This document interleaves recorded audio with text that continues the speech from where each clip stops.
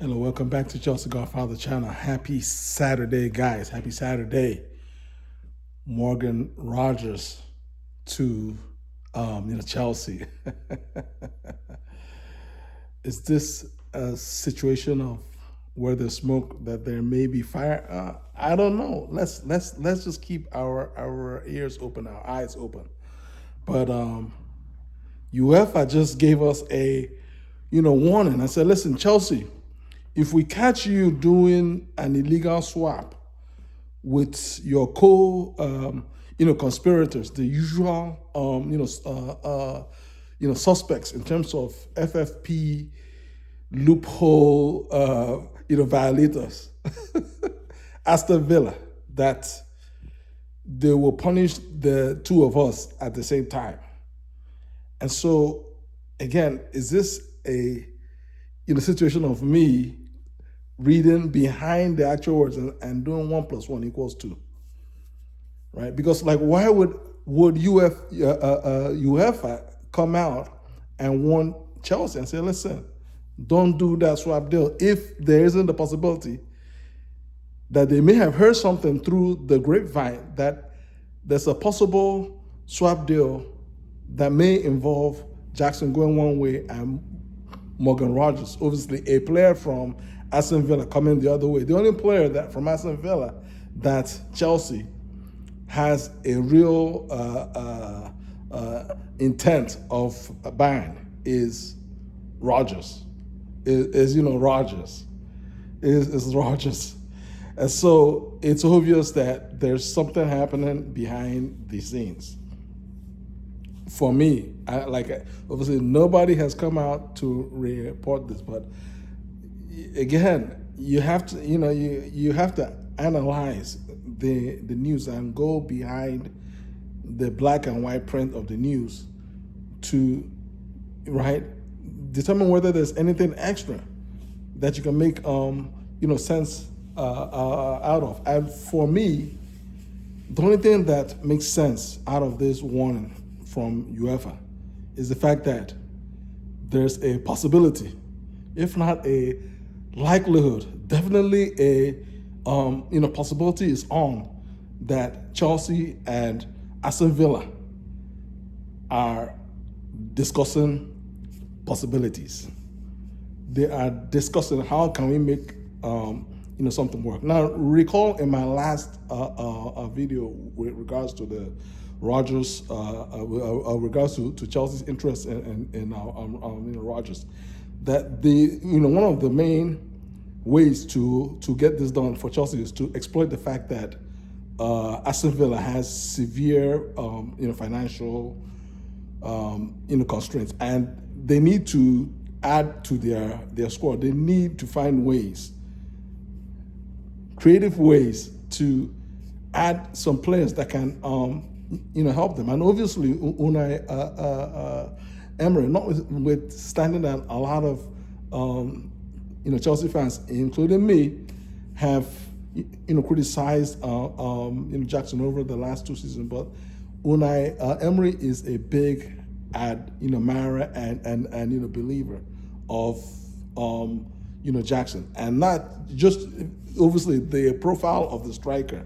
You obviously saw what happened when he brought in Rashford on loan from Man U. It didn't take, after a few games, he shifted Ollie Watkins to the bench, and Jackson is basically like Rashford, obviously not as clinical, but a lot more physical and a lot more pace, a lot more energy, and a player that's going to run and chase everything for the whole game. He's a coach's dream. The only thing that's missing, obviously, is in the box is where he just gets the brain freeze, but he's still fairly not quite yet in his prime, right? And I mean, anything can happen in terms of Jackson turning his career around over the next 2 years. So, UEFA has now come in and said, listen, if you guys overvalue Jackson, if you guys do this deal at a deal at a price that doesn't make sense. That that we're not going to recognize the deal. Not only we're not going to recognize it for FFP purposes. In fact, what we're going to do is we're going to punish you. We're going to rule against you and say that you have that you have violated the terms of our FFP rules, and we're going to stop you from playing Champions League games. And the obvious question is, who gets to set the valuation on Jackson? Is it UEFA or is it the market, right? Ritz just went to Liverpool for 130 million. A Kitike is being valued at 100 million euros, right? Pedro, Pedro who scored 10 goals last year, the same amount of goals that Jackson scored, and Jackson was basically out for like 2 months. Pedro came to Chelsea on a 60 million pound package, right? So what's the is you ever gonna tell us no, you better sell him for like 40 mil, 45 mil? Or if we sell him for 70 million plus, is you ever gonna say no, Jackson is worth 50? Now can you see the slippery slope in terms of where UEFA is going with this thing? It doesn't make any sense. And for that reason, today's threat for me is not even an forcible threat. It's nothing that they can really enforce. Obviously, if we sell them for 150 million, right, which is not going to happen, then that's where they can say, okay, now guys, I mean, this is just crazy.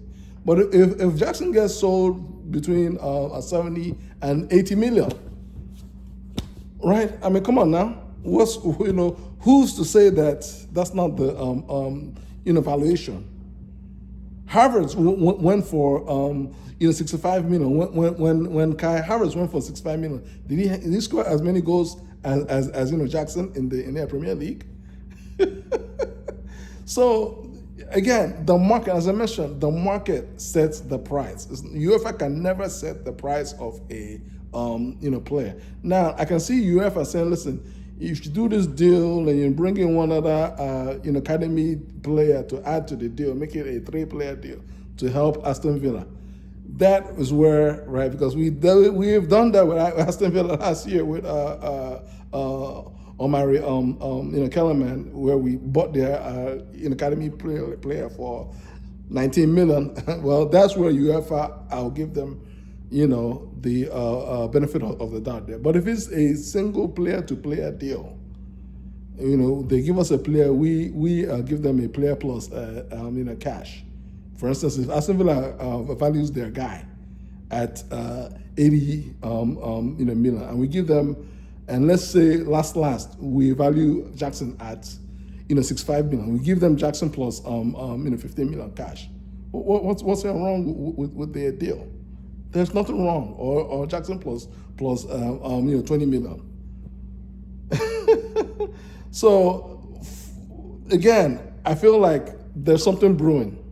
I can't put a finger on it, but there's something brewing, and there's something brewing for me because I see Enzo Maresca as an unorthodox manager. And folks keep saying if Jackson leaves, we only have 2 strikers. I don't see it that way. I see it as if Jackson leaves, it gives Enzo Maresca the freedom to bring in a player and a versatile player that can further execute his idea of football. And Enzo's idea of football, if you go back to that old video where he was Leicester's manager, and he had the players on the board. His idea is to have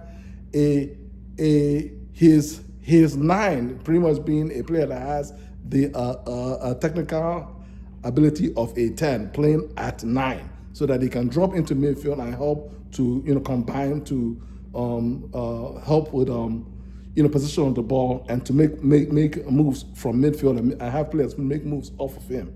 And if you project that further, in reality, what that also means is that he may not mind having an actual 10 playing at 9. And Rodgers is 6'2". Rodgers he has the size, he has the physicality.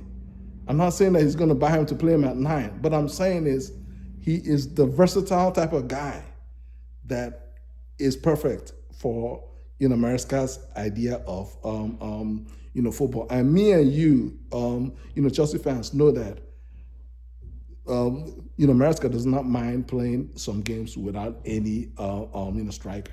That's all I have for today. How do you all feel? Like this video, share this video, and subscribe to my channel. God bless you guys. Peace.